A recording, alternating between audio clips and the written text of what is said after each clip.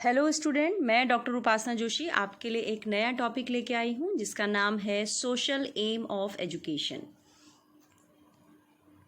Social aims of education means social aim gives importance to the development of the society.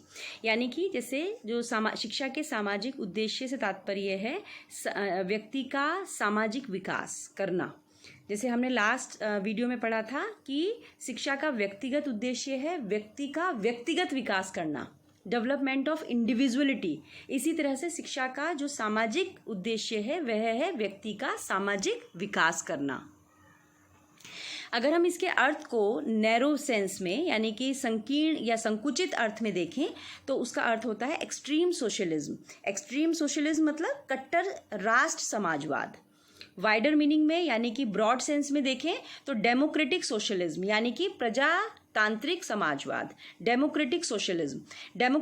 डेमोक्रेशन से आप मतलब democratic तो आप जानते ही हैं कि जैसे भारत हमारा एक डेमोक्रेटिक कंट्री है, यानी यहाँ पर जनता का जनता के द्वारा जनता के लिए शासन। यहाँ पर कोई ये हिंदूवाद मुस्लिमवाद कुछ भी नहीं है। यहाँ पर हिंदू मुस्लिम सिख ईसाई सभी को समान अधिकार हैं। सभी किसी भी जाति कोई प्रांत कोई राष्ट्रवाद नहीं है। यहाँ पर सभी जाति को समान अवसर दिए जाते हैं। डेमोक्रेटिक सोशलिज्म में आते हैं आपके social efficiency and citizenship. Social efficiency का मतलब होता है सामाजिक कुशलता। सामाजिक कुशलता से यहाँ पर तात्पर्य यह है कि शिक्षा के द्वारा व्यक्ति को सामाजिक रूप से कुशल बनाया जाना चाहिए। यानी शिक्षा हमें इस प्रकार व्यक्ति को देनी चाहिए जिससे कि वह स्वयं का तो भला करे लेकिन वह समाज के लिए भी एक कुशल नागरिक बने। समाज की जो जिम्मेदारियां हैं उनका निर्वाह भी वह अच्छे से करे। सामाजिक कुशलता के अंतर्गत दो चीज़ें आती हैं, economic efficiency and positive morality. Economic efficiency को हम हिंदी में बोलते हैं आर्थिक कुशलता। आर्थिक कुशलता से तात्पर्य व्यक्ति की ऐसी योग्यता या क्षमता से है जिसके द्वारा वह अपने और अपने ऊपर जो आश्रित व्यक्ति हैं यानी जो डिपेंडेंट है जैसे उसका परिवार, उनके लिए वह जीविकोपार्जन कर सके। पॉजिटिव मॉरलिटी यानी कि विधायक नैतिकता। विधायक नैतिकता या पॉजिटिव मॉरलिटी से तात्पर्य यह है कि जब व्यक्ति अपनी इच्छाओं यानी कि अपनी जो डिज़ायर्स हैं और आकांक्षाओं यानी एस्पिरेशंस की पूर्ति से समाज का उत्थान और विकास न कर सके तो उसे उन इच्छाओं और आकांक्षाओं को त्याग देना चाहिए।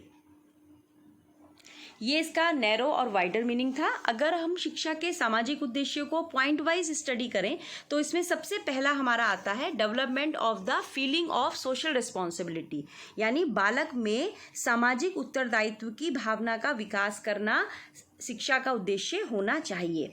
क्यों होना चाहिए शिक्षा का कि हम सामाजिक उत्तरदायित्व की भावना बालक के अंदर आए? क्योंकि बालक समाज का एक अंग है, एक अभिन्न अंग है और वह अपनी छोटी से लेकर बड़ी आवश्यकताओं के लिए समाज पर निर्भर करता है। यह प्रत्येक व्यक्ति का उत्तरदायित्व यानी रिस्पॉन्सिबिलिटी होनी चाहिए कि वह समाज में संपन्नता लाने का यानी उसको संपन्न बनाने का प्रयास करे और अपने सामाजिक दायित्वों का जो निर्वाह है, सोशल रिस्पॉन्सिबिलिटी का जो निर्वाह है वो स्वेच्छा से करे, किसी दबाव में ना करे, अपनी इच्छा से करे। इसलिए शिक्षा का उद्देश्य होना चाहिए development of the feeling of social responsibility. Now second one is establishment of A socialistic society यानी समाजवादी समाज की स्थापना। समाजवादी समाज की स्थापना से क्या अर्थ है कि भारतीय संविधान में यह स्पष्ट कहा गया है कि भारतवर्ष एक समाजवादी व कल्याणकारी राज्य है जिसमें प्रत्येक नागरिक की स्वतंत्रता, संपन्नता, समानता, सुरक्षा का विशेष महत्व है और इस उद्देश्य की प्राप्ति के लिए ऐसी शिक्षा की व्यवस्था रखनी होगी जो समाज में फैली हुई अनेक बुराइयां जैसे जातिवाद, सांप्रदायवाद मतलब जैसे कि ये हिंदू संप्रदाय के लोग हैं, मुस्लिम हैं, ये जैन हैं, ये सिख संप्रदाय हैं, सांप्रदायवाद, प्रांतवाद, स्त्रियों का निम्न स्तर, बाल विवाह, बाल श्रम जो हम छोटे बच्चों से काम कराते हैं उनको समाप्त करके अतिशीघ्र कल्याणकारी राज्य की स्थापना कर सके। यानी जनतंत्र की सफलता जनसाधारण के शिक्षित होने पर ही निर्भर करती है। कोई भी जनतंत्र तभी सफल होगा जब वहाँ का प्रत्येक नागरिक शिक्षित होगा। तीसरा है एबोलिशन ऑफ सोशल इविल यानी कि सामाजिक बुराइयों का अंत करना। भारत में सामाजिक बुराइयां क्या हैं?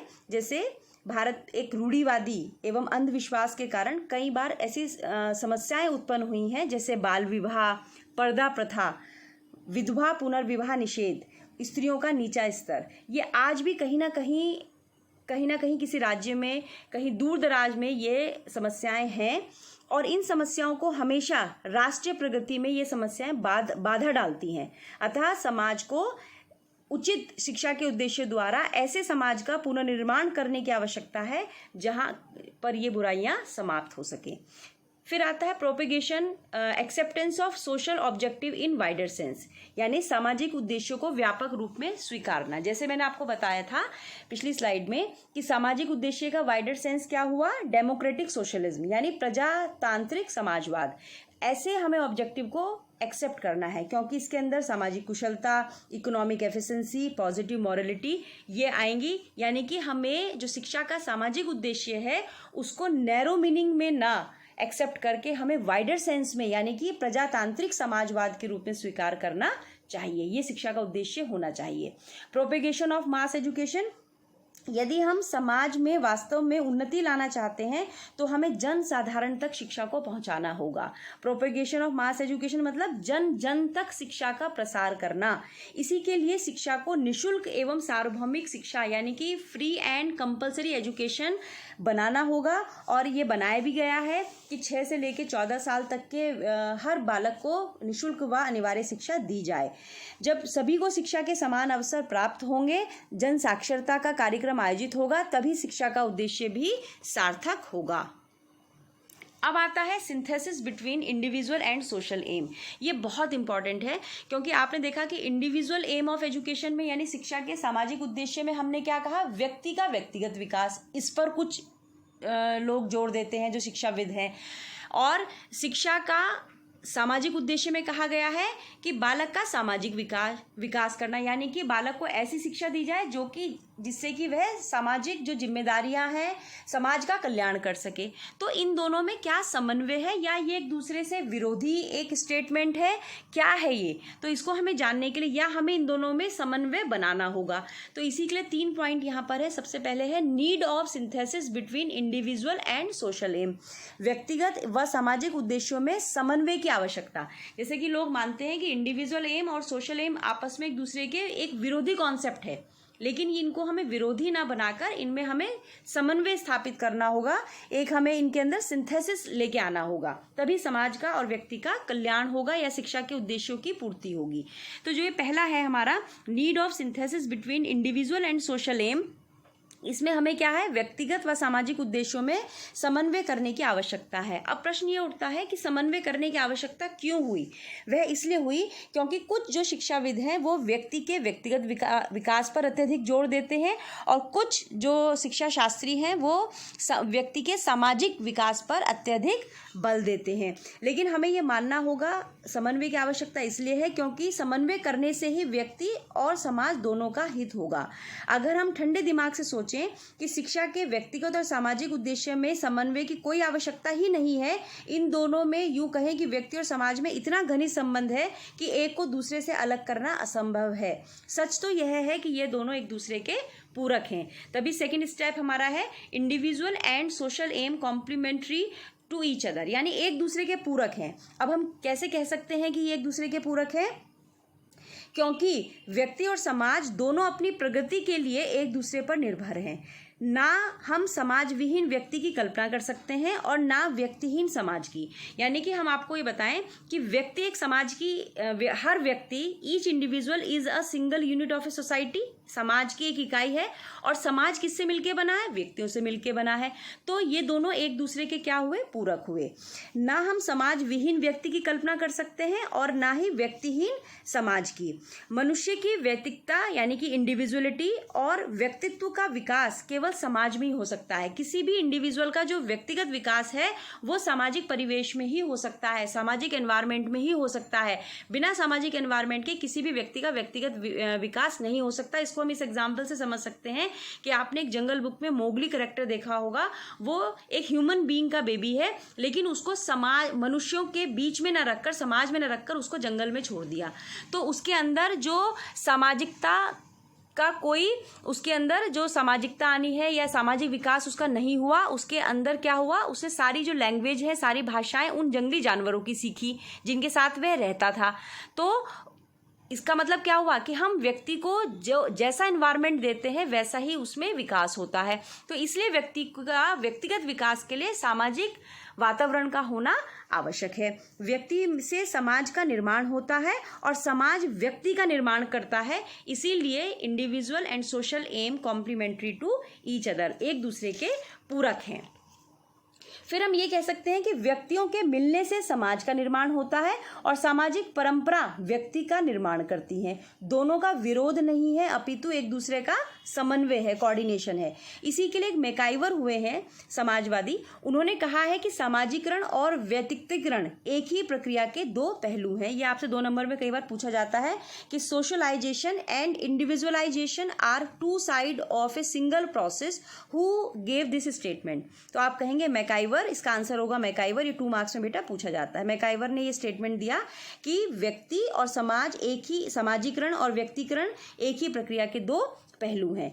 नेक्स्ट आता है nature of education according to synthesis between individual and social aim, यानी व्यक्तिगत व सामाजिक उद्देश्यों के समन्वय के अनुसार।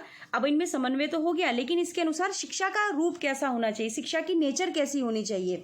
तो हम इसमें पढ़ेंगे कि हमें ऐसी शिक्षा व्यवस्था लागू करनी होगी जिसमें व्यक्ति और समाज की स्वतंत्रता ऐसी सीमाओं में रहनी चाहिए जिससे दोनों का विकास हो और दोनों का कल्याण हो, यानी एक दूसरे के ऊपर हावी ना हो।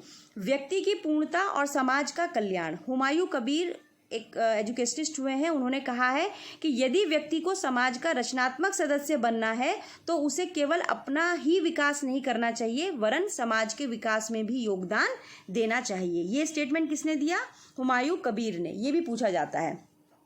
इस योजना में बालकों को अपने व्यक्तित्व का सर्वांगीण विकास करने का अवसर तो दिया जाए, साथ ही उन्हें भावी नागरिक के रूप में भी इस प्रकार प्रशिक्षित किया जाना चाहिए कि वे अपने समाज, देश और राष्ट्र का उत्थान कर सके। लास्ट में हम यही कहेंगे कि रॉस के शब्दों में केवल यही कह सकते हैं कि वास्तव में जीवन और शिक्षा के उद्देश्यों के रूप में आत्म अनुभूति, जो कि इंडिविजुअल एम ऑफ एजुकेशन का ब्रॉडर मीनिंग है, और समाज सेवा, इसमें कोई विरोध नहीं है क्योंकि दोनों एक ही हैं। ये रॉस ने स्टेटमेंट दिया था। Thank you so much.